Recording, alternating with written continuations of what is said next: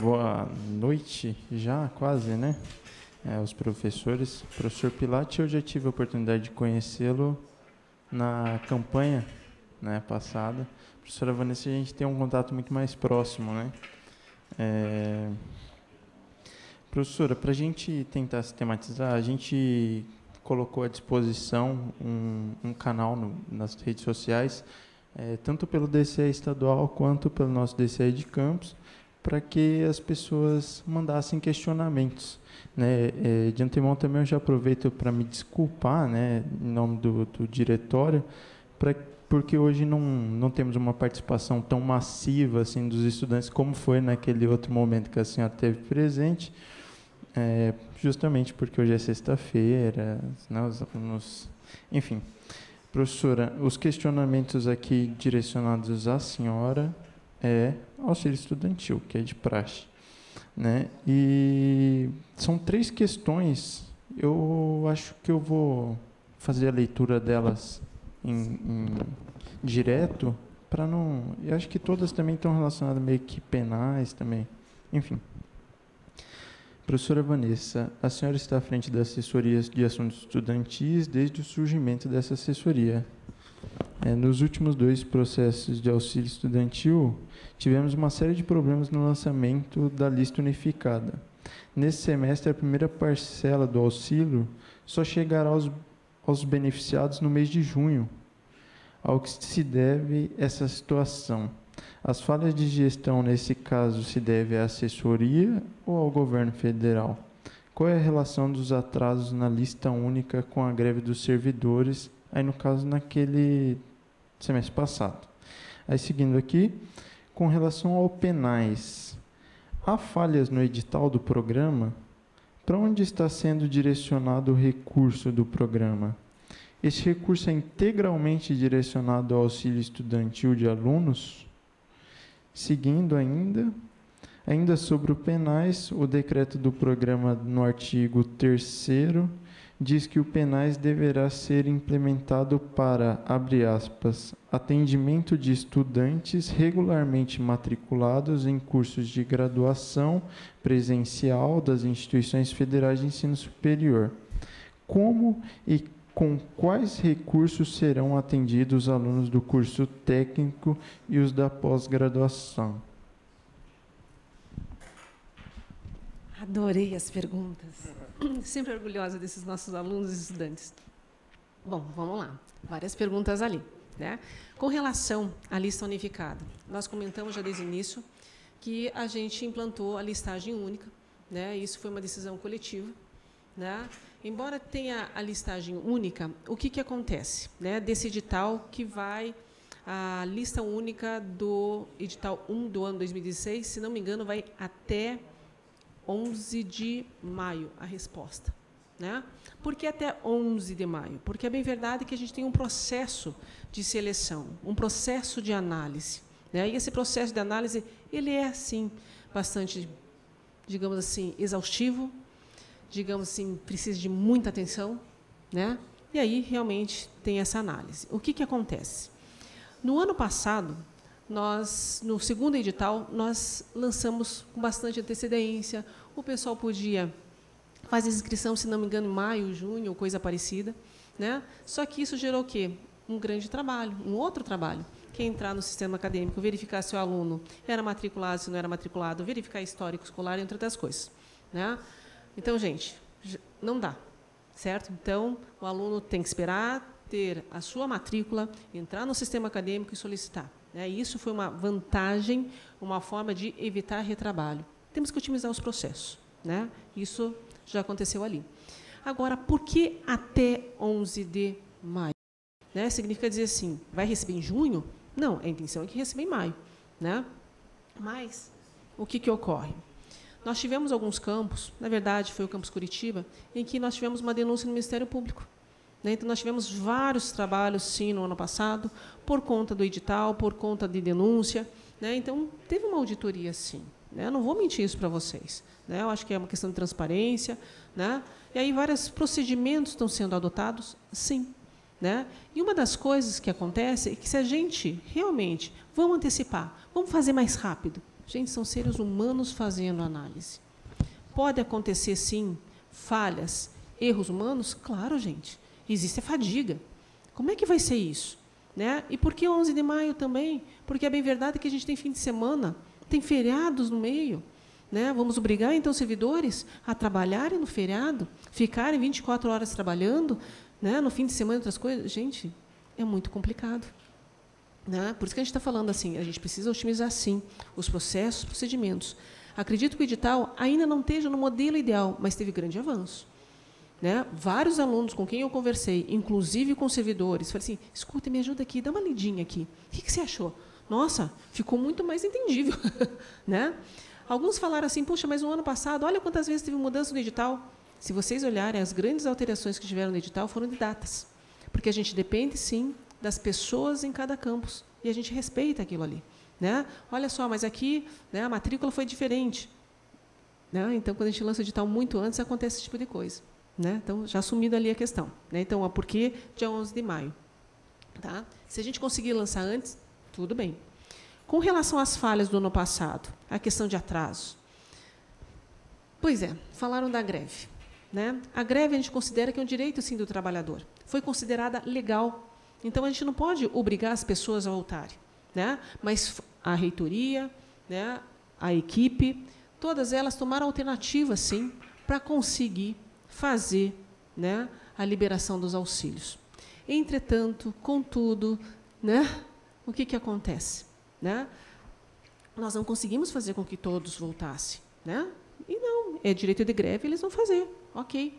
Né? Mas de que forma era possível fazer? As pessoas que não estavam em greve poderiam agilizar a análise dos processos. Por quê? Porque poderiam fazer análise documental. Não é verdade? Pega o edital ali. Né? O que precisa ali? Né? Pega o edital do ano passado. Não tinha que entregar carteira de identidade? Não tinha que entregar RG? Não tinha que entregar imposto de renda, entre outras coisas? Né? Uma análise documental. Ok, vai lá, vamos fazer isso antes. E fizemos, sim. Né? A equipe ajudou. Fantástico. Mas tinham duas situações ali, que, se vocês olharem o edital, são situações que algumas pessoas até falaram assim, nossa, mas por que isso? Né? Por que vocês colocaram isso? Porque, realmente, os alunos, os nossos estudantes que têm vulnerabilidade socioeconômica, eles têm situações atípicas na família, sim, gente. Né? Tem situações em termos de saúde, tem situações de moradia, tem situações que são atípicas e que, realmente, o assistente social precisa fazer uma entrevista. Muitas vezes, ele precisa fazer, deveria até fazer, né, uma visita in loco, aonde? Onde está a família. Mas, gente, o Brasil é enorme, nós não temos tempo para isso, ainda recurso. Então, muitos deles se usam, sim, de redes de relacionamento entre os assistentes sociais e ligam pedindo, olha, amigo, por favor, colega de trabalho, dá uma olhadinha ali nessa moradia, como é que é. Né? Ou ainda, chamam-se os alunos para poder fazer uma entrevista. Isso é extremamente importante. Uma outra questão, assim, que fica até 11 de maio, ou até mesmo do ano passado, em termos de prazos, é que, muitas vezes, né, nós temos alguns casos, não vários casos, em que o aluno também ele tem o direito de, quando sai o resultado de deferimento em deferimento, ele também precisa ter um prazo para poder entrar com recurso. Gente, né, isso é um direito do aluno. Né? Muitos falaram, não, tira isso aí, que a gente ganha mais prazo aqui e antecipa. Mas, gente, é direito do aluno. Né? Às vezes, uma interpretação em alguma coisa que você tem escrito, acho que vale a pena. Agora, a gente também precisa de uma ajuda de vocês.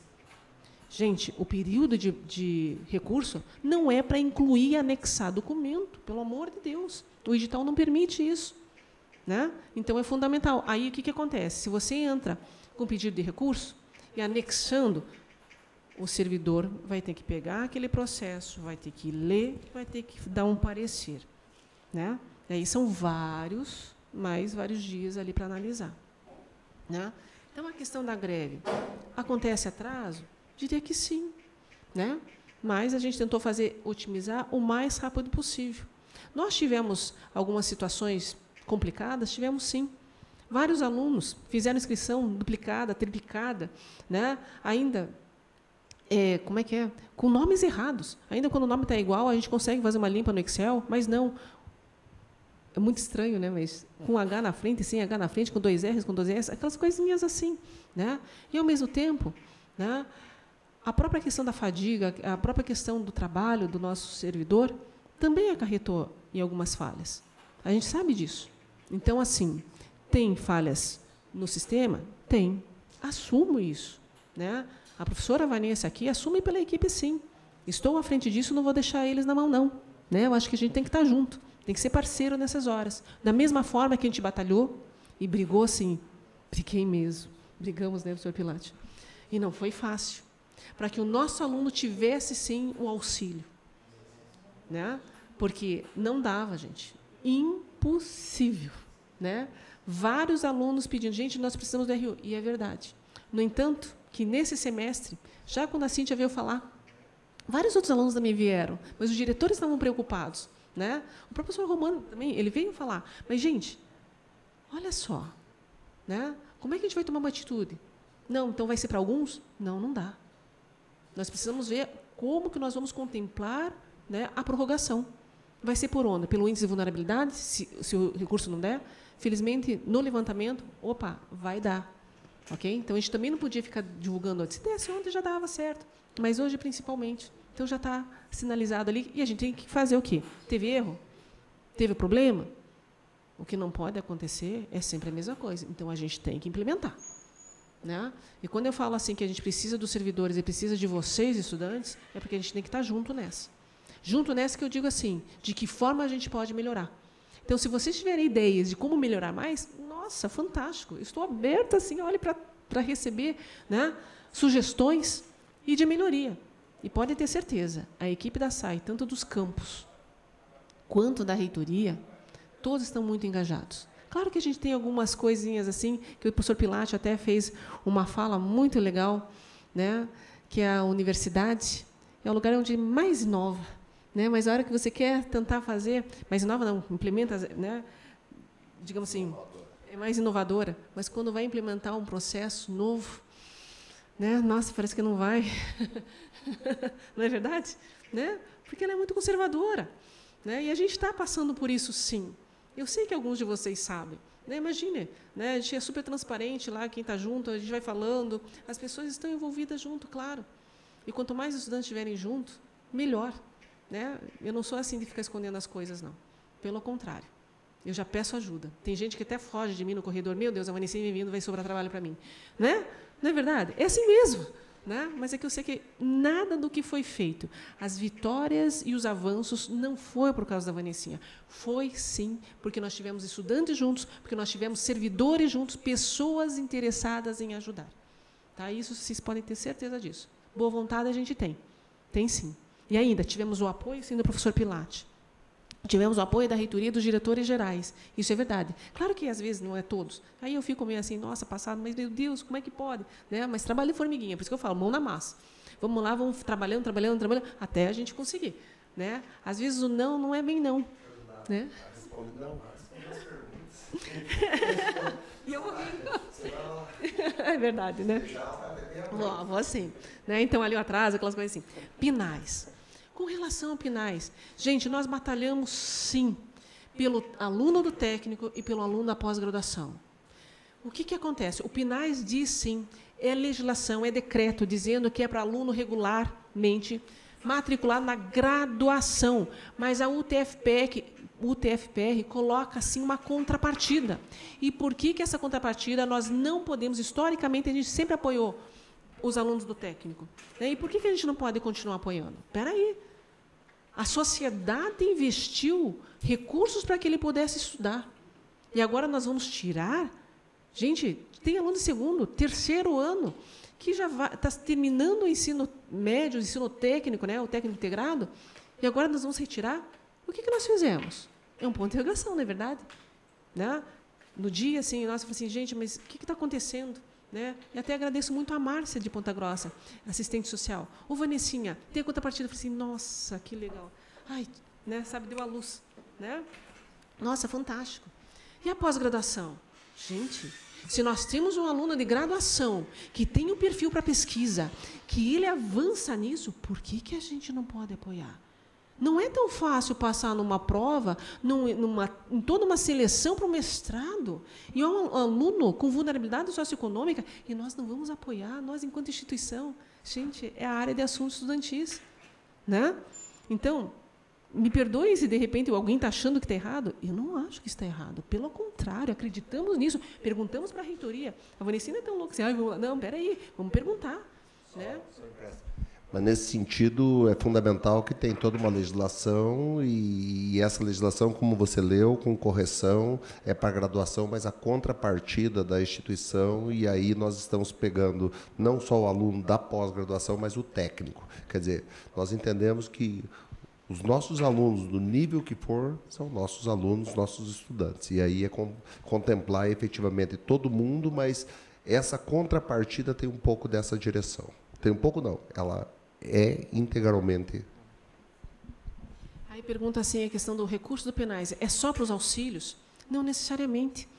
Desde que atenda os estudantes. Por exemplo, reforma no RU, construção no RU.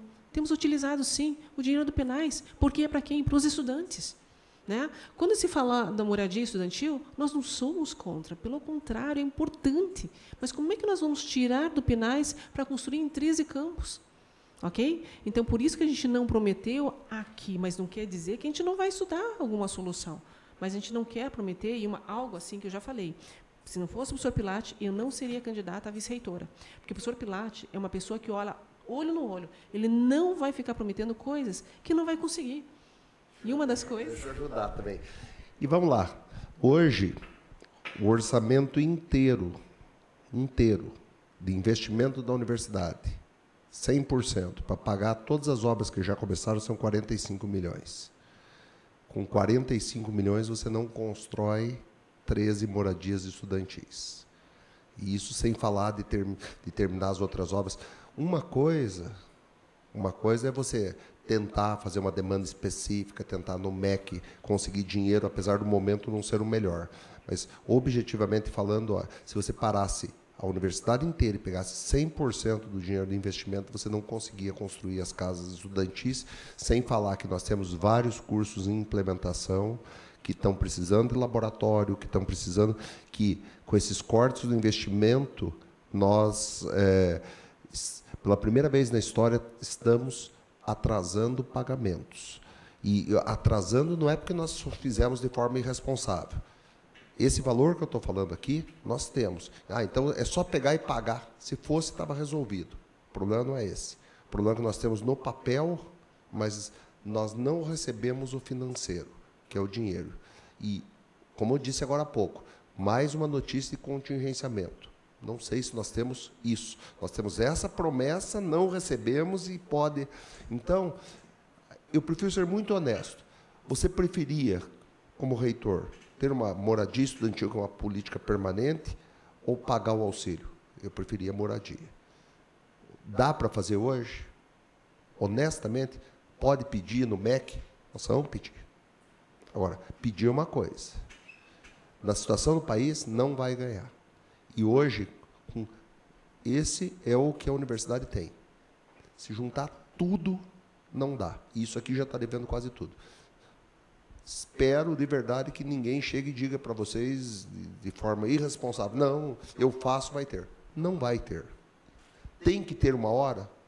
Nós precisamos. Se nós queremos chegar rumo à classe mundial, nós precisamos trazer gente do exterior e ter um lugar para pôr. Como que internacionalizar não é só nós mandar gente para fora. É nós começar a atrair gente para dentro. Se não tem lugar para... Está errado. Quer dizer, você precisa para pensar nisso daqui. Mas hoje, com toda honestidade, se disser e assumir o compromisso, vai fazer? Não vai. E quem assumir esse compromisso não vai fazer. Deixa eu... Você perguntou para a Vanessa, eu já estou me metendo, mas é que se eu não der uma aceleradinha nela, como eu disse, meia-noite... Porque eu gosto de ser... Eu sou muito detalhista, né? Acho que respondi. O que você acha? Professor Pilate, também, como o senhor disse, para a gente tentar acelerar, eu vou fazer uma junção aqui de 3 questões. Professor Pilate, muito se eu falar que o senhor é uma pessoa enérgica em suas defesas, tendo alguns momentos atitudes um tanto quanto até impositivas. Quais são suas propostas para a democratização da universidade? E aí, entendendo a fala do senhor, né, abrindo um parênteses, né, colocando o nosso segmento estudantil como a importância, né, O que o senhor pensa sobre a paridade universitária? Professor Pilate, qual será o espaço ocupado pelos acadêmicos durante sua gestão, no sentido de voz, voto e incentivo? De acordo com suas propostas, pretende-se ampliar o apoio a entidades de representação estudantil. Quais as ações práticas que o senhor propõe para viabilizar essa proposta? Qual é a sua relação com o movimento estudantil? Durante a sua formação, aí mais no sentido de conhecimento, qual foi o seu envolvimento com o DCE ou centro acadêmico? Então, eu acho que vou precisar de pergunta por pergunta, não é, na verdade nós estamos aqui, o ônibus é 10 horas, nós podemos ficar até às 10 da noite aí, que é bem tranquilo. O senhor quer que eu acho, faz uma por uma que é mais fácil de sem responder. Problema. Voltando. Muito se ouve falar que o senhor é uma pessoa enérgica em suas defesas, tendo alguns momentos e atitudes impositivas. Quais são suas propostas para a democratização da universidade? E aí, entendendo aquilo que o senhor colocou, da importância dos alunos, o que o senhor pensa sobre a paridade universitária? Então, vamos lá. Quanto a ser uma pessoa enérgica, na verdade, eu acho que essa colocação não é a melhor. Eu posso até ser uma pessoa, e eu acho que, ao invés de enérgico, eu me classificaria muito mais como pragmático. O pragmático é o seguinte: vocês querem uma moradia estudantil? É um pedido dos alunos. Você pode atender esse pedido? Eu sou honesto. Não. Eu vou dizer uma coisa, faz 12 anos que eu estou na gestão. E eu aprendi muito sobre essa universidade e conheço muito bem a realidade do interior. Fui 8 anos diretor de um campus. Eu poderia vir aqui, mas se fosse para fazer isso, se eu tivesse que mentir para alguém, eu preferia e prefiro perder a eleição. Se você me perguntar, dá para fazer a casa do estudante universitário? A resposta, não. Você quer fazer? Quero. A coisa que eu mais quero é essas coisas. Então, isso não é ser enérgico. Eu acho que essa honestidade e com essa clareza, eu diria, tudo que nós colocamos nas propostas, nós estamos brigando com que nós temos clareza que é possível. Tudo aquilo que nós achávamos que não seria possível, nós não avançamos. Vamos lá. Você perguntou da paridade. Eu defendo o modelo atual. Eu defendo. E justifico. E o modelo atual que nós estamos adotando não é a lei. Na verdade, eu devia dizer que a função como gestor seria defender a lei. Pela lei, era 70% do voto do professor, era 20%, e daí você podia jogar que dentro da universidade era 20% do voto do servidor técnico administrativo e 10% do aluno. Na verdade, não é nem defender. Veja, eu vou dizer o que eu votei na última... Eu vou dizer o que eu votei no último Conselho Universitário, isso está em ata. Quando foi feita essa proposta, aí nós não temos eleição na UTFPR, tem uma consulta. E foi estabelecido o peso de 80-20. Você votou por isso? Votei. Eu votei por quê? Se você fizer um terço, eu vou pegar o número de técnicos administrativos e o número de professores que tem hoje. Você diria que, para cada professor para cada técnico administrativo, um voto de técnico administrativo, se fosse um terço, valeria o de 2, qualquer coisa de professor. O técnico administrativo não é nem mais, nem menos importante que o professor. E eu entendo que o sistema mais justo que existe nesses dois segmentos são servidores. Aqui dentro, com esse 80%, o voto de um professor e de um técnico administrativo vale exatamente o mesmo. Vocês podem dizer, o voto do aluno vale pouco. Se vale pouco, eu queria dizer que, na última, né, quando nós fizemos essa proposta, ele dobrou de valor. E eu gostaria de dizer que o aluno, pelo papel fundamental, ele deveria até ter o poder de cobrar mais o voto. E aí eu vou dizer uma coisa, o aluno tem 20% dos votos. Nenhuma eleição aqui dentro que teve, que eu me lembro, para reitor, teve uma diferença sequer parecida. Isso quer dizer que, se os alunos se unissem, eles ganhariam qualquer eleição. O que está acontecendo?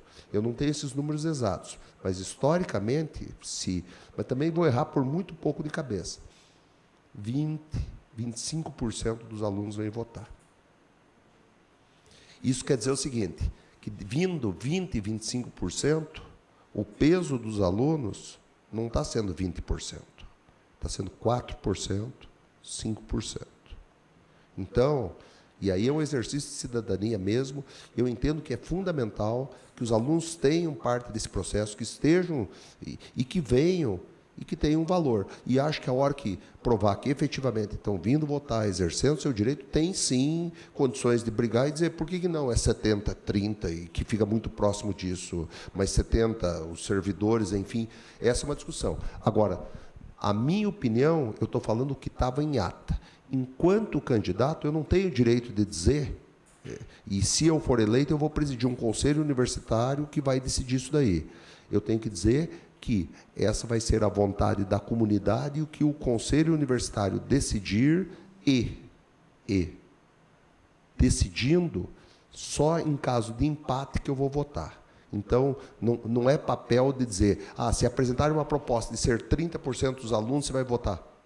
Não é correto fazer isso. Agora, eu queria dizer o seguinte, essa proposta eu tenho clareza, pelo menos que foi um avanço muito grande entre o que tinha antes de 70, 20 e 10. O valor do aluno dobrou e dos servidores se tornou o mesmo. Também não era justo o professor valer muito mais do que o técnico administrativo. Naquele momento, há 4 anos atrás, então, essa foi minha posição. Eu acho que é um avanço em relação ao que tinha. Agora, qualquer discussão que vier, tem que vir da comunidade desse peso. O que mais que se perguntou? Em relação ao espaço. Espaço, por exemplo. Honestamente, essa pergunta é boa de responder, que quem tem o espaço é o diretor. A reitoria, e claro que existe um incentivo, enfim, esse espaço, a reitoria não faz os campos têm autonomia. Os campos têm autonomia. Se você chegar hoje e pedir para o reitor, para o vice, um espaço, ele não tem. É o diretor do campus que faz a gestão do espaço. E acho que, agora, enquanto apoio, é efetivamente a questão, ali que eu falei, eu não acho que nem é a questão de entrar em detalhes, mas é um pouco daquilo, é arrumar o dinheiro e ter que arrumar. Eu já assumi um compromisso de arrumar. Nós vamos ter que arrumar dinheiro para o café da manhã. Vai ter que arrumar mais dinheiro que tem. Isso quer dizer, vai ter que tirar de outro lugar num orçamento que está diminuindo. Compromisso, vai ter que arrumar. Nós vamos ter que avançar nesses editais. Eu tenho clareza que isso vai mudar e vai melhorar a situação do país. Melhorando, vamos colocar mais firmemente isso daí. Então, de forma rápida, em relação a ser enérgico, eu entendo que mais pragmático, e pragmático é dizer, dá ou não dá. E, particularmente, eu acho até que a chapa se completa, a Vanessa sorri muito mais, eu sou sério, mas eu não acho que eu tenha problema com os alunos, muito pelo contrário. Quem trabalhou, procurem saber das atléticas, enfim, que trabalharam comigo. Eu tenho certeza absoluta que, se você perguntar para qualquer pessoa, eles vão dizer, a pessoa que nós tínhamos um relacionamento perfeito era aqui. Tanto é que, quando nós, vamos lá, eu saí como candidato a vice, o pessoal da Atlética inteiro veio, tinha uma batucada, tinha, professor, aonde se tiver, nós vamos lá, vamos fazer batucada, vamos apoiar, vamos trazer todo mundo, vamos fazer campanha para votar. Eu não acredito que alguém que seja ruim com o aluno, tudo tenha esse apoio. Eu tive, e procurem as pessoas da Atlética que vocês vão ter essa história. Então, em relação à paridade, eu me posicionei, em relação aos espaços, apoio. Espero, faltou alguma coisa? Não, professor, eu só acho que O senhor se equivocou, desculpa. A respeito do espaço. Porque não. Eu acho que acredito que o senhor acredita. Ah, entendi. Eu pensei que. Não, desculpe. Entendi. O espaço físico que. Não seriam os espaços físicos, seriam os espaços nos conselhos, né, nas comissões da reitoria. Vamos lá de novo. Essa pergunta também saiu nos outros e confesso que já estou chegando aqui. Você tem que ir lá na nossa casa lá. Não, vamos lá. Não, mas o que eu ia dizer é outra coisa. Eu confesso que você, quando chega às 7 horas, eu estou nessas gravações desde 1h30 da tarde, com 10 minutos entre uma e outra, falando o tempo inteiro, você fica meio atordoado. Em relação ao espaço que eu falei do físico, já foi cobrado em outros lugares, enfim, isso é com o diretor. Perguntaram, Pilate, o que você acha, por exemplo, de ter um aluno no conselho universitário? Posso dizer uma coisa? As vagas que tem. Eu acho a coisa mais importante do mundo e acho lastimável os alunos não conseguirem estar sendo representados. Agora, dá para ampliar esses espaços? É das coisas mais complicadas. Por quê? Porque o conselho universitário tem que seguir a lei. Nós podemos até fazer dar um outro peso nas consultas, enfim, como nós estamos fazendo, correndo o risco, evidentemente, de receber uma ação judicial que invalide o processo. Pode acontecer, mas eu entendi que naquele momento, quando foi feito e foi aprovado pela grande maioria do Conselho Universitário, 80-20 era um avanço, e não tinha aluno. O aluno tinha que estar ali. O que eu quis dizer? Se você aumentar 2 alunos, você vai ter que aumentar proporcionalmente dos 70% o professor, e nós já temos um conselho que representa 13 campos, que uma reunião custa uma verdadeira fortuna, e você vai criar um conselho de um tamanho que, se aumentar aluno, vai ter que aumentar técnico administrativo, e se você pôr mais 9 pessoas nesse conselho, você vai ter que pôr mais 21 professores, e enfim. Agora, eu vou dizer como eu falei do voto. Eu entendo que o fundamental era ter o aluno lá que não está. Você queria que o aluno estivesse? O que mais queria? Se a universidade, eu falei, e acho mesmo que a razão de existir é o aluno estar lá, ele tem que estar no conselho defendendo o seu papel. Por que não está? Porque os DCEs, e pelo que eu sei do histórico, Curitiba, interior, tem brigado, enfim, não tem conseguido chegar num denominador. Espero que essa situação resolva. Porque como que funciona? Eu vou falar agora da reitoria. A reitoria recebe um papel, vamos lá, o Rodrigo foi indicado, diz lá, o DCE mandou a indicação do Rodrigo. Então, ele está no conselho universitário? Não. O que o reitor faz? Procuradoria jurídica. A procuradoria pega o processo e diz assim, foi indicado o Rodrigo, eu preciso do estatuto registrado dentro do cartório, eu preciso da ata da reunião, eu preciso desse documento. Volta para o DCE, entregue. Se entregar, a procuradoria dá ok, faz a portaria, a cadeira é do aluno. Eu acho lastimável não ter. Esse processo de indicações já não chegou 1, 2, 3, foi para a procuradoria falou, precisa desses documentos, voltou para o DCE, nunca chegou a documentação. Então, a universidade precisa, a universidade é professor, é técnico administrativo e aluno. Nós estamos com conselhos que não têm uma estrutura.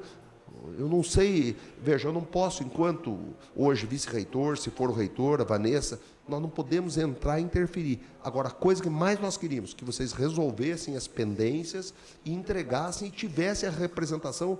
Então, hoje dizer de ampliar tudo, hoje, honestamente, nós queríamos ter, que não está tendo. Não sei se ficou clara aí a resposta, mas...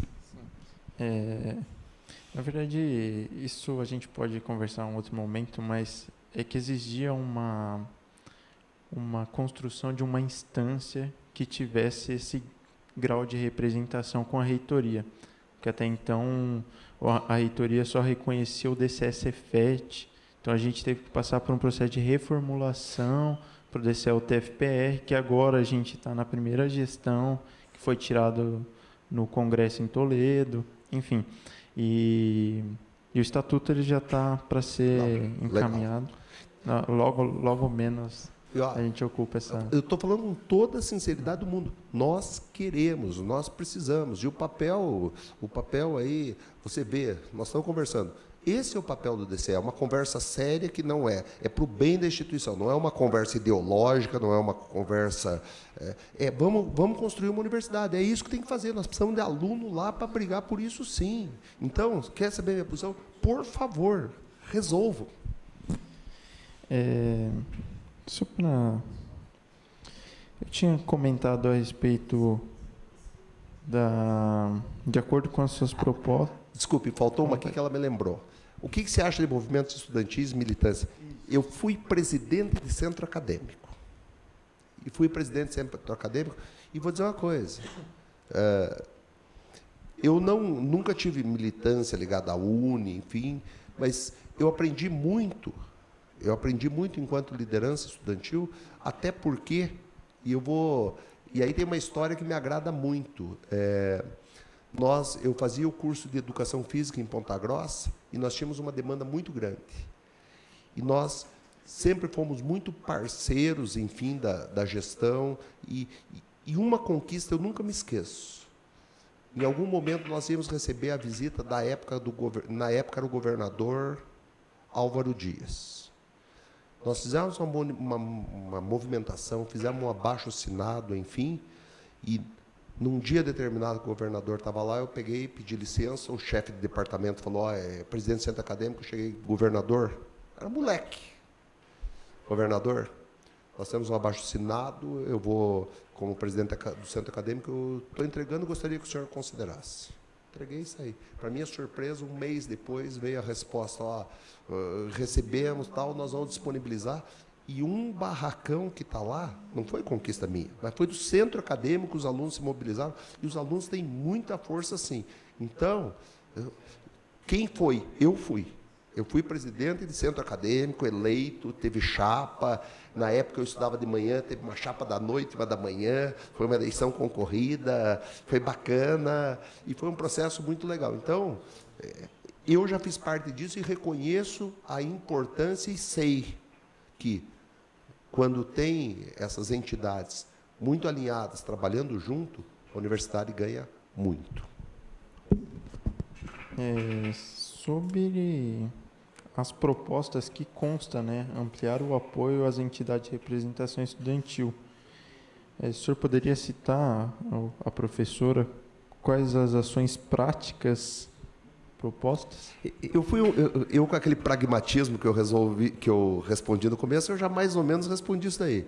Eu disse, a universidade tem que correr atrás e arrumar mais dinheiro.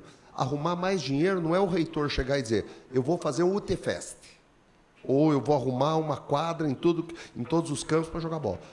Esse dinheiro tem que ir para a pró-reitoria e a pró-reitoria, junto com os seus pares, definir efetivamente. Não, nós entendemos, enfim, com as pessoas envolvidas, que é mais importante avançar no protagonismo estudantil, na qualidade de vida, é mais importante. Não, esse dinheiro nós não queremos nenhum programa, nós vamos pôr na assistência com mais bolsas, enfim. Pode, eu não estou dizendo que eu acharia lastimável, mas hoje eu tenho essa percepção, essa clareza. Não é o papel aqui, o reitor, na minha leitura, por tudo que eu vivi, tem que dar uma grande direção. A nossa grande direção vai ser rumo à classe mundial.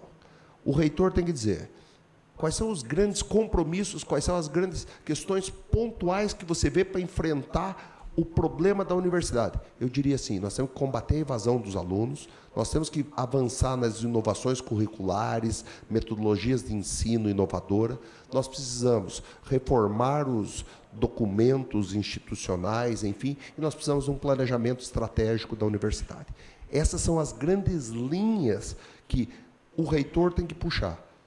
O que vai fazer de específico? Eu não tenho que dizer qual o programa. Eu tenho que dizer, eu tenho que criar condições financeiras melhor para quê? De forma que uma das coisas que eu entendo que é, e de verdade, é uma instância democrática, é na área discutir, enfim, são nesses eventos o que tem as pessoas, de cada campus, os representantes, e aí pode ser dos núcleos de assistência social, eu não sei como que vai fazer, eu não tenho essa resposta. A obrigação é, vamos ampliar? Vamos apoiar mais? Tem que dar dinheiro. Agora, se ela vai dar para participação em evento, enfim, eu acho que ela... E ela, não, se fosse hoje, mas é mais ou menos nessa linha.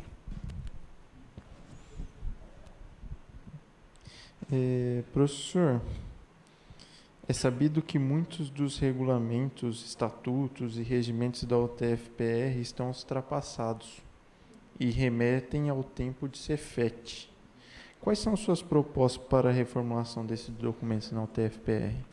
Na verdade, remeter ao tempo de Cefet, não, porque eles foram feitos depois do Cefet. Inclusive, eu participei da comissão que montou, e naquele momento eles davam conta da realidade da universidade. Agora, quem colocou isso está perfeito, está realmente.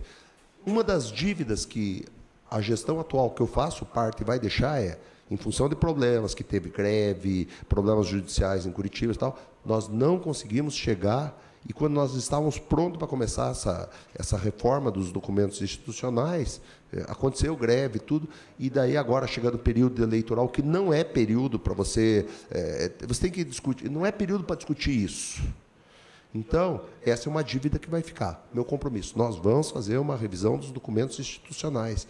O que foi feito lá atrás, eu não acho que era Cefet. Foi muito bem feito, mas bem feito com uma instituição que não tinha nenhum dia de vida enquanto universidade. Hoje, dá conta? Não. Agora, eu vou usar o PDI como exemplo. Depois do processo do PDI, a discussão tem que ser com a comunidade. E com a comunidade... Eu garanto para vocês, o PDI, enquanto exemplo, nenhum processo na história dessa universidade foi tão democrático, tão aberto, foi colocado, teve participação, enfim, e isso tem até as fotos, até hoje, disponibilizadas, que você pegou muito da comunidade. Então, a revisão desses documentos vai passar por um processo, certamente, que não tem mais volta, quando você pegou esse caminho. Vai ser feito, sim. Agora, o que você pensa que vai fazer? Não sei. Vai pegar uma comissão com as pessoas mais qualificadas possível, respeitando todos os segmentos para estar junto, vai abrir para a comunidade, enfim, essa é a direção. Inclusive, até eu acredito que a assessoria deva ter recebido Assessoria não, se Deus quiser, a pró-reitoria. Mas, vamos... Com certeza. Mas a gente encaminhou para a assessoria esses tempos atrás, solicitando uma participação. Até acho que a Cíntia foi indicada para a reformulação do regulamento do auxílio estudantil. Ou seja, já é um processo que está em andamento. Né? E a ideia é por aí, dentro do que puder. Veja, e essa reformulação é absolutamente necessária. Você pode dizer assim, se vai democratizar mais ou menos, é o documento institucional. O sujeito que é reitor, ou vice, ele está aqui para zelar pelos seus regulamentos. Se existe um regulamento, é isso que ele tem que fazer, tem que cumprir. Se esse regulamento não dá conta, você vai levar para o Conselho Universitário. Mas no Conselho Universitário, apesar do reitor presidir, não é a vontade do reitor. Certamente, vamos lá, eu estou presidindo a Comissão das Métricas. Você concorda com tudo que está lá? Não. Agora, eu sou presidente, eu não tenho que me manifestar e dizer, pelo contrário, eu tenho que organizar os trabalhos, é como alguém que entra numa comissão eleitoral. Ela não pode fazer campanha para ninguém. Se ela vai conduzir um processo eleitoral, não pode. Esse é o papel do reitor, é fazer, efetivamente, cumprir os documentos e zelar pelo cumprimento dos documentos institucionais, dos documentos maiores aí, legais do país. Professor, agora um assunto um pouco mais chato, podemos colocar assim, mas acho que cabe ao senhor pela condição de vice-reitor. Algum tempo atrás saiu em vários veículos de comunicação o caso acontecido no campus de Cornélio Procópio. Sabendo que houve uma prática irregular com desvios significativos de recursos nos últimos 3 anos.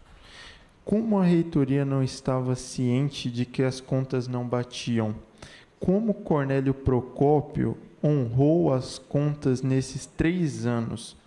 A reitoria não percebeu nenhuma contradição nas contas do campus? Não, tranquilo. Eu acho que nós estamos aqui para responder todas as perguntas. E volto a dizer, eu agradeço a oportunidade de responder essa daqui. Então, vamos lá. Essa é uma história um pouco longa, um pouco mais longa, mas agora vocês perguntaram, vão ter que escutar. Então, denúncias chegam na UTF-PR, dúzias delas. Dúzias. De todos os campos. Felizmente, a maioria absoluta dessas denúncias não são procedentes. Essa é, infelizmente, e não dá para dizer que é, porque ainda está seguindo todo o rito. Nós vivemos no Estado democrático de direito, onde a ampla defesa e o contraditório deve ser observado o rito, até porque, para você ter todo o rigor que é possível, você precisa seguir esse rito. Se você não seguir, você inviabiliza o processo. Então, dúzias de denúncias chegaram. E essa foi mais uma, vou ser honesto, eu nem sabia o que estava acontecendo.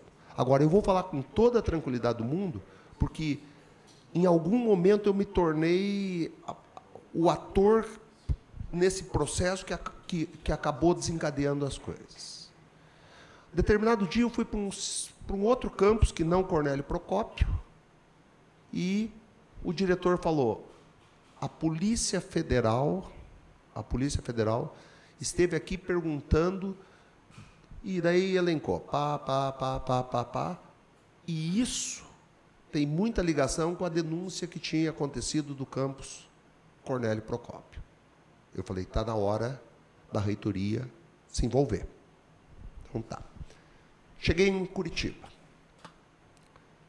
Primeira coisa que eu fiz, chamei o auditor. Chamei o auditor e falei, o que está acontecendo nesse processo? Ele falou, chegou a denúncia e tudo está no TCU. Eu falei, mas e a reitoria, tudo, nós não vamos fazer nada? Não. Eu falei, mas por quê? Porque existe uma orientação do TCU que, quando lá está investigando, a instituição não deve investigar para não duplicar gasto público na mesma situação. Ok. Eu falei, a confusão está aumentando, eu quero que mexa isso. Pedido meu, dá para... Cadê os processos disso aqui? Não estão na universidade, estão com o TCU. Você consegue resgatar esses processos? Consigo. Quer dizer, vou tentar. Entrou em contato, e aí eu não sei, imagina, em função da Operação Lava Jato, tudo o TCU, não sei se... Enfim, retornou para o UTF esses processos. Chamamos o pessoal da Pró-Reitoria de Planejamento e Administração. Está aqui. Analisem isso. E aí, uma servidora, a Leila, pegou e destrinchou os processos. Quando ela veio apresentar, ela começou dizendo o seguinte: os processos, aparentemente, no papel, estão tecnicamente perfeitos. O que tinha que estar lá está correto. Está aqui, eu preciso comprar, está aqui a requisição. Tá. Chegou a compra, entregaram o produto, 2 pessoas assinaram que foi pago. Chegou o processo, 2 fiscais atestaram que chegou, enfim, o papel está perfeito. Nós temos uma auditoria limitada? Temos, mas a auditoria está fazendo um trabalho brilhante. Ele foi elogiado no Conselho Universitário, até por pessoas da oposição, que o trabalho da auditoria foi muito além da denúncia. Começamos a apurar. Quando começou a apurar, falou, existe indícios de irregularidade. foi o auditor, foram engenheiros, e aí é o que está naquele relatório. O que parece? O que parece? Que algumas coisas que foram compradas foram substituídas por outra. Mas o que aconteceu com a reitoria? Aconteceu que ela recebeu o processo, a auditoria que faz por amostragem, o processo estava correto, agora trocou. Talvez, se não tivéssemos uma auditoria de papel, mas tivéssemos uma auditoria que fosse nos campos, poderia pegar essa situação. Agora, hoje, a auditoria são 3 pessoas. E o problema de pessoal é crônico na universidade.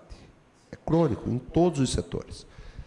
A auditoria, quando pegou, e aí eu vou destacar, inclusive, um dos que teoricamente foram denunciados, o diretor do campus. O diretor do campus, quando chegou lá, ele pegou, e aí a auditoria estava mexendo nesse processo. Ele começou a mexer com processos que sequer tinham sido denunciados. Ele achou mais coisas. Agora, tem mais 2 processos que estão andando que não vai aparecer. Vai aparecer erro de procedimento, mas nada diferente do que acontece. Então, a comissão está no prazo, ela deve entregar o relatório da sindicância exatamente dentro da lei, ela precisou prorrogação, vai dar um processo imenso e essa sindicância vai dizer se os indícios de irregularidade se confirmaram. Hoje, nós temos a impressão pelo relatório. O relatório diz, parece que tem. A sindicância vai ter que dizer, tem indícios. E as pessoas que provavelmente estão envolvidas, ou que parece que estão envolvidas, são essas e essas, e aí vai aparecer o nome. O diretor do campus, de uma forma que eu acho correta, pediu para sair do cargo, para dizer, eu não quero estar no cargo, e isso eu reconheço, foi ele que, em algum momento, falou, foi procurar coisa além, foi ele que pediu para sair do cargo. Agora, ele provavelmente vai ser um dos que aparece que assinaram. Agora, independente de qualquer coisa, seguindo exatamente o rito, nós vamos aplicar tudo e, havendo dolo, com certeza, todo o rigor vai ser colocado nas decisões e mais que isso. Veja, isso não vai terminar em pizza. Quem teve, o que comprovou que teve dolo, enfim, e mesmo quem teve culpa, vai ter a punição, mas não termina aqui. A UTF, quando terminar esse processo, ela tem a obrigação de mandar para os órgãos de controle e para a Polícia Federal. E esse trabalho vai ser, enfim, verificado, enfim, pelos órgãos de controle. Ou seja, está em trâmite, e aí fui eu que pedi para começar e eu não tive preocupação alguma, época de eleição, vamos esconder. Não, vamos fazer agora. Vamos apurar. Auditoria, nós temos uma auditoria que é completamente independente. Vai lá e apure tudo. A auditoria foi muito além, isso até quem hoje, teoricamente, é oposição nesse processo, fez elogio público que está gravado pelo trabalho bem feito da auditoria. Então, essa é a forma. Infelizmente, aconteceu. Eu acredito, e nesses processos que vai aparecer muitos nomes. Agora, eu tenho certeza absoluta que a maioria absoluta apareceu por que não vai ter, pode até ter culpa em alguma coisa, mas nunca teve dolo. Que a maioria absoluta dos servidores são pessoas honestas. Agora, mas uma coisa eu vou dizer para vocês. Nós temos que nos orgulhar dessa instituição. E se orgulhar, sabe por quê? Faz 4 anos que nós somos dispensados de apresentar as prestações de contas no final do ano. Por quê? Porque todo ano os órgãos de controle vêm, pedem documentos de todos os campos, auditam tudo que existe e pela correção. Não estou dizendo que não tem um erro pequeno aqui, um aqui, não estou dizendo que já não teve um roubo de um multimídia aqui e tudo, mas algo igual isso nunca tinha acontecido. Foi uma página triste. Você perguntou do valor. O valor, basicamente, de tudo isso aí estava dentro do orçamento. Aconteceu, sim, e chegou no momento que faltou, o campus fez um pedido para a reitoria de R$400 mil, a reitoria tirou e falou o seguinte: nós emprestamos e vamos dividir em 2 vezes, isso retorna, o campus vai ter que honrar. Já a primeira parcela desses 400 mil, a metade, já foi devolvida, enfim. O que aconteceu? Como que não percebeu? Tecnicamente, os processos estavam corretos. Se você receber um processo que diz lá, está a requisição, está tudo, estou requerendo para comprar um notebook. Chegou lá, está aqui a autorização para pagar, o notebook, está aqui a nota do notebook, está ali os fiscais dizendo, o notebook chegou. Processo, aparentemente, pelo que eu vi nessa... E eu não sou auditor, mas pelo que eu vi nessa análise prévia, foi isso que aconteceu. É uma página triste? É. Agora, não temos vergonha. Eu estou aqui se perguntando, é uma questão chata? Eu não vejo como uma questão chata. Eu acho que tem que falar mesmo. Foi isso que aconteceu, foi essas as medidas. E uma coisa eu garanto, nós fomos correr atrás, que podia fazer a coisa mais cômoda do mundo. Está com um órgão de controle, tem a orientação que não é para fazer. Nós fomos pedir esse processo, nós andamos. E isso nós vamos apurar, tendo clareza de onde houve dolo, se houver, dando todo o direito, seguindo o rito, para que essa página triste, que a instituição não merecia, não seja uma mancha na nossa história. Não sei se esclareceu. Professor, acho que essa pergunta é uma das perguntas que a gente mais escuta nos corredores aqui, porque muita gente acaba se questionando, mas eleição do quê? Né? É a visão geral assim dos alunos. É eleição do quê que está acontecendo quando vê os cartazes. E a questão é, mas é só esses candidatos que tem, né? É óbvio que não, porque é chapa 3, né? Então, meio que já dá a entender que, no mínimo, são 3 chapas. E justamente questionam isso. Por que só tem material da chapa 3? Então, a chapa 3 é o grupo que hoje representa a situação da reitoria. E é a única chapa que tem material de divulgação em todos os campos. Por que isso se dá? Ouviu-se falar de um possível caixa de campanha que seria formado através de doações entre diretores de campos. Isso confere? De onde vem o recurso para desenvolvimento da campanha da chapa? Na verdade, hoje ninguém tem dinheiro sobrando, né? E você, em algum momento, você tem que ter o dinheiro para fazer alguma coisa. Aconteceu na eleição passada. E acho que era uma situação muito ruim, virou uma briga, inclusive as chapas que estavam disputando, uma punha uma faixa, a outra punha uma maior. Uma fazia churrasco, a outra fazia festa, tinha churrasco em outro lugar. Na verdade é o seguinte, não existe financiamento da campanha. Eu coloquei dinheiro do meu bolso, para pagar faixa, para fazer... Hoje, tirando um folder e uma outra faixa, que tem, o material é todo eletrônico e é o mínimo possível. Hoje é o 6º campus que eu ando. Em 4 não teve absolutamente nada. Em Ponta Grossa, eu vou dar um exemplo. Provavelmente o diretor e não sei mais quem, compraram 10 quilos de linguiça, compraram um pão, só tinha Coca-Cola, Fanta... Eles pagaram 2, 3 faixas e foi isso. Foi isso que aconteceu. Dos 6 campos que nós fomos, absolutamente nada. Num outro campus fizeram um churrasco, que também não fui eu que paguei, que 5, 6 professores, que apoiam e que ajudam. Agora, Se forem olhar, não passa de uma faixa, não passa... Agora, evidentemente, as pessoas ajudaram. E quando eu digo aqui, eu falei dessa proposta, essa proposta não é uma proposta da reitoria.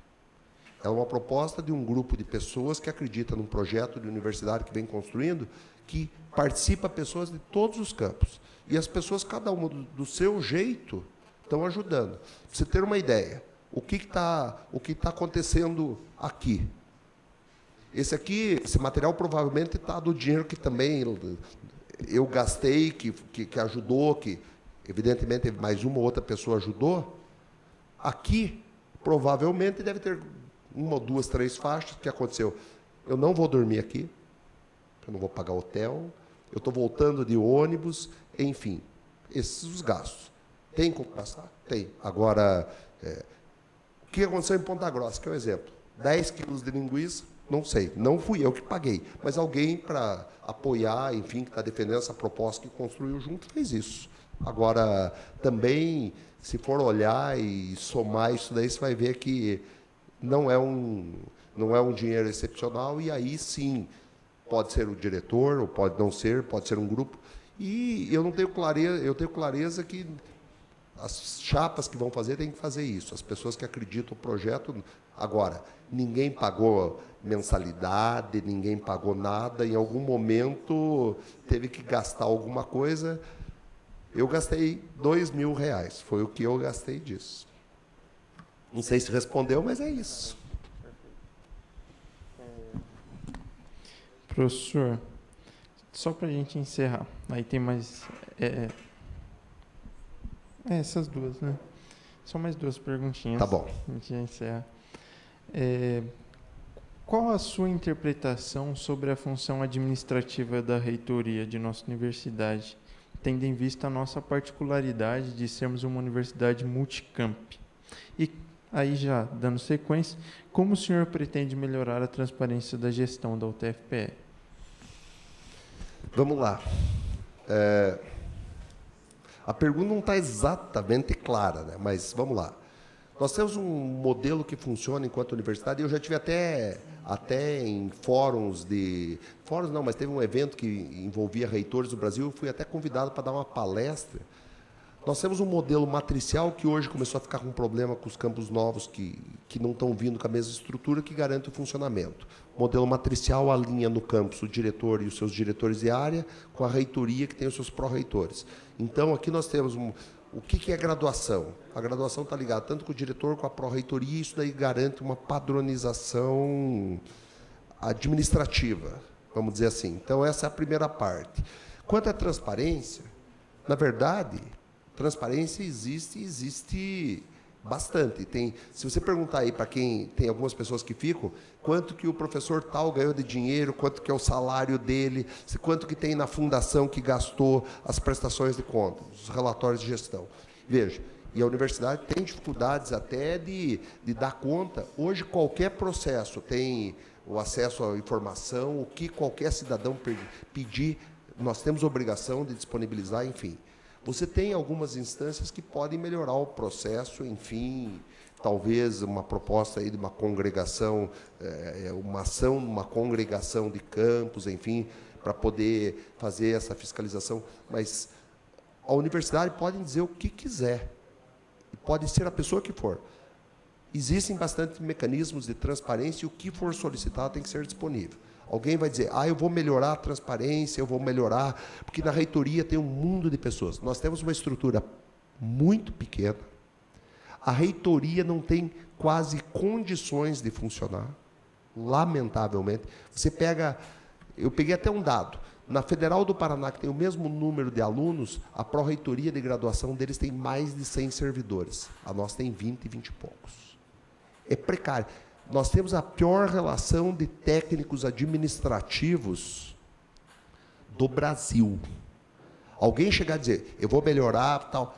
Então, aqui é a mesma história do cofre. Você vai parar uma coisa e vai fazer outra. Nós temos já o nível de exigência legal, o nível de fiscalização é muito grande. Daí você vai dizer, aconteceu o problema em Cornélio, aconteceu. Se nós tivéssemos 10, 15 pessoas na auditoria que pudessem estar em todos os campos permanentemente, Seria diferente. Se nós tivéssemos servidores sobrando que pudessem fazer todo esse processo. Hoje, mais do que ninguém, uma coisa me orgulha muito e é um valor que eu aprendi do meu pai. 1 centavo que não é meu, não é meu. Se tem alguém que acha que não basta ser honesto, além de ser honesto, tem que parecer honesto, sou eu. Você dá transparência, enfim, tudo que é possível. Agora, dizer, eu vou fazer uma universidade muito mais transparente. O grande problema é que a hora que você vai chegar para fazer isso, a mesma coisa do DCE. Você pode dizer assim, eu vou revolucionar o mundo, vou fazer tudo. Você chega lá, não tem nenhuma pessoa para te ajudar. Não vai acontecer. Eu garanto que o nível de transparência que existe hoje nunca existiu. Nunca existiu, e não é porque também a universidade, eu vou ser muito mais transparente. É que os órgãos de controle, enfim, de fiscalização estão exigindo cada vez mais. E eu acho bom, porque aquilo que exigiu, você não tem jeito. Agora, claro que tudo que for possível para buscar mais mecanismos, você tem que fazer, você tem que ser. É um pouco dessa linha. Nós temos obrigação. Agora, você como aluno, a informação que você quiser dessa universidade, via acesso ao cidadão. Você quer saber o que qualquer professor ganha aqui, o que cada um ganhou de diária, está tudo disponível. Portal da Transparência, que é um grande avanço para o país. Você querer criar outros mecanismos de algo que já é muito bem feito, você vai ter que ter uma estrutura. E podem dizer, eu vou dar uma solução. O dia que cair na realidade, não tem como ir muito além. Tem coisa para melhorar? Tem. A melhor solução para você ser mais transparente é nós conseguir mais servidores para ter a possibilidade de pôr mais gente na auditoria. Nós fizemos uma proposta que só uma universidade no Brasil tem, se não estou enganado, de ter a correição. A correição não é corregedoria. É um órgão para acompanhar todos os processos de sindicância e processos administrativos correndo, enfim, para dar encaminhamento. Isso é buscar transparência, isso é buscar, agora, dentro dos limites que nós temos, das possibilidades que nós temos, sendo realista. Mais alguma? Não. Professor, muito obrigado pela visita. Agradeço.